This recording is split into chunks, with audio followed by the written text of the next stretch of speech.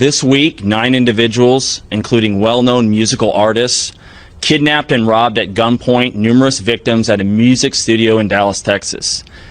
8 of the 9 were arrested yesterday in Dallas, Memphis, and Nashville.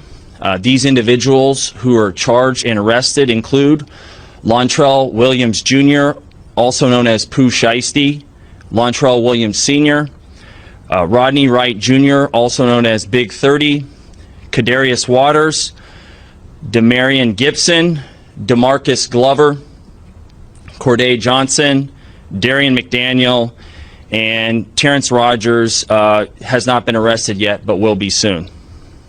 The complaint alleges that on January 10th of this year, 3 music industry professionals traveled to Dallas for a scheduled business meeting. Lontrell Williams Jr. arranged this meeting purportedly to discuss the terms of his recording contract with one of the victims. As alleged, once these 3 men were inside the recording studio, Williams Jr. and 8 co-conspirators, several of whom traveled from Memphis, Tennessee, executed a coordinated armed takeover. As alleged, Williams Jr. produced an AK-style pistol and forced one of the victims to sign a release from the recording contract at gunpoint. The remaining conspirators displayed firearms and robbed the other victims of Rolex watches, jewelry, cash, and other high-value items. One of the victims was actually choked by one of... What's up, people? We back with another video, man. Some Let's Talk About It segments.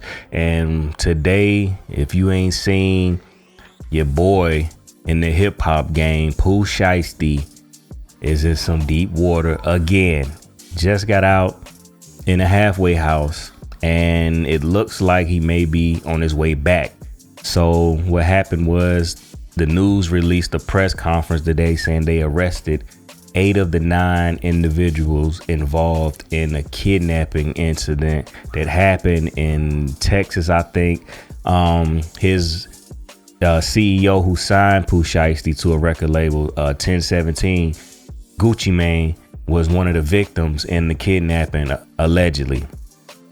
So what happened was he got out the first time he did that, this at, I think it was a cameraman, and robbed him, took his stuff, took his money, took his cameras and all that stuff. So that happened.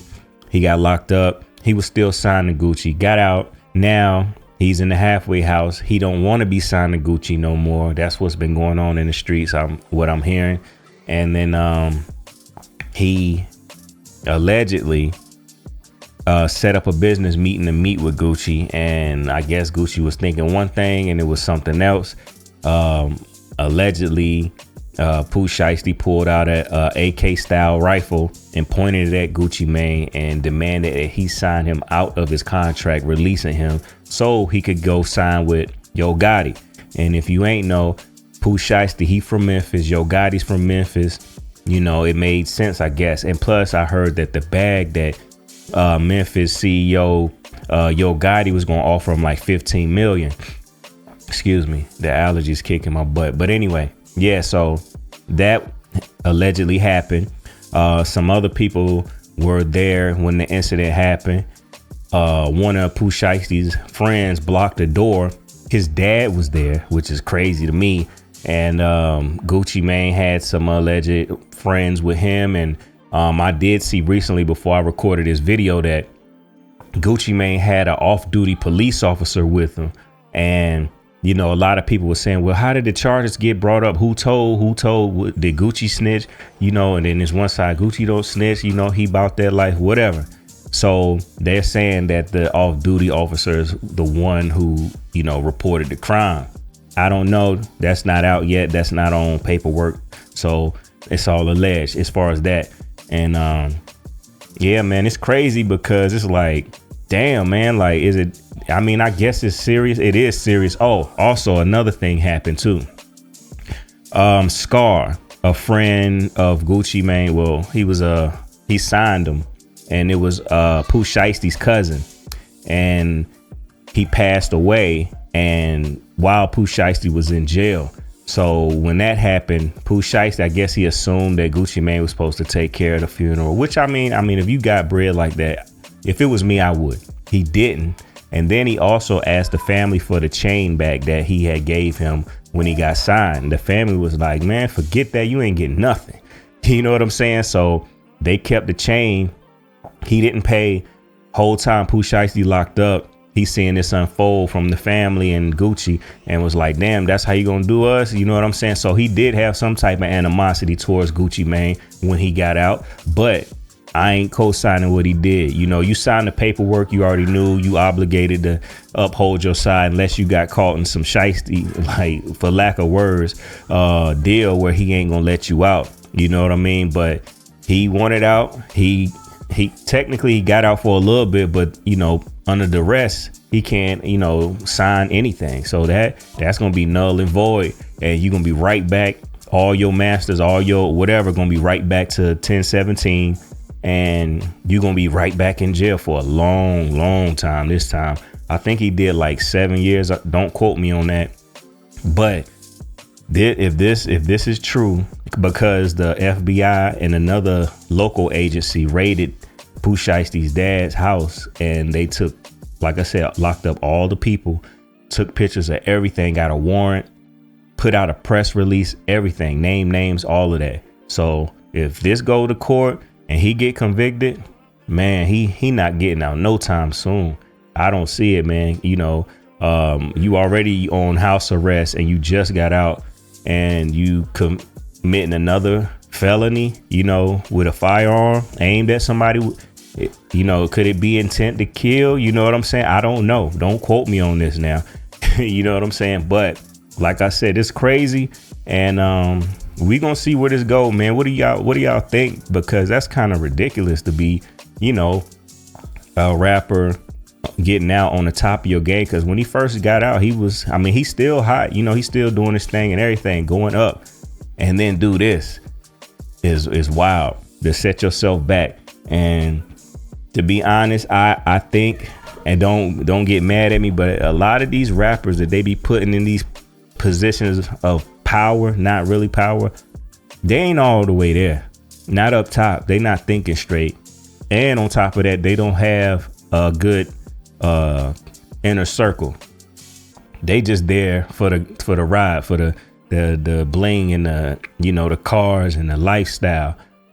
Nobody's going to tell them no. Nobody's going to be like, look, man, you doing the most, man. You need to chill out. You know, you got a lot to lose. You know, you just got out. You got people traveling on Greyhounds, allegedly. And, you know, the dad renting cars to go do this crime. So it don't make sense to me. So it's like, I don't know. I mean, I did bump his music back in the day when he first came out.